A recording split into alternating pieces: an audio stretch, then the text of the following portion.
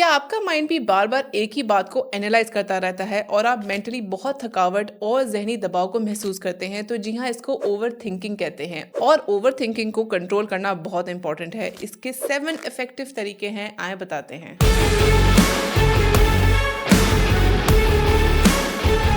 सबसे पहले self awareness develop करें। ओवर थिंकिंग को कंट्रोल करने का सबसे पहला और सबसे इंपॉर्टेंट स्टेप ये है कि आप सोचें और इस बात को रियलाइज करें कि आप किस वजह से बहुत ज्यादा सोच रहे हैं और वो क्या थॉट प्रोसेस हैं जो आपको बार बार आ रही हैं। आप अपनी थॉट्स और उनसे जुड़ी हुई फीलिंग्स जैसे कि टेंशन या गिल्ट पर ध्यान दें। जब आप अपने थिंकिंग पैटर्न को पहचान लेते हैं तो उसे चेंज करना आसान हो जाता है। नंबर 2, हेल्दी डिस्ट्रैक्शन को चूज करें। जब आपका माइंड एक ही बात पर अटक जाए तो पूरी अवेयरनेस के साथ अपनी अटेंशन किसी पॉजिटिव और प्रोडक्टिव एक्टिविटी की तरफ लेके जाएं, जैसे वॉक, एक्सरसाइज या कोई और अच्छी हॉबी। ये आपके दिमाग को नेगेटिव थिंकिंग के लूप से निकालकर फ्रेश फोकस देता है और ओवर थिंकिंग को नेचुरली कम करता है। इसमें स्पोर्ट्स बहुत अच्छा रोल प्ले करती हैं, specially outdoor sports. Number 3, deep breathing से अपने माइंड को रिलैक्स रखें। जब आप ओवर थिंकिंग में फंस जाते हैं तो अपनी ब्रीदिंग पर फोकस करें। आहिस्ता और गहरी सांस लेना बॉडी के स्ट्रेस सिस्टम को स्लो करता है, जिससे दिल की धड़कन नॉर्मल होती है और दिमाग को सुकून मिलता है। रोजाना अगर कुछ मिनट्स इस प्रैक्टिस को अपनी रूटीन का हिस्सा बनाते हैं तो आप अपनी थॉट्स को बहुत बेहतर कंट्रोल कर सकते हैं। नंबर 4,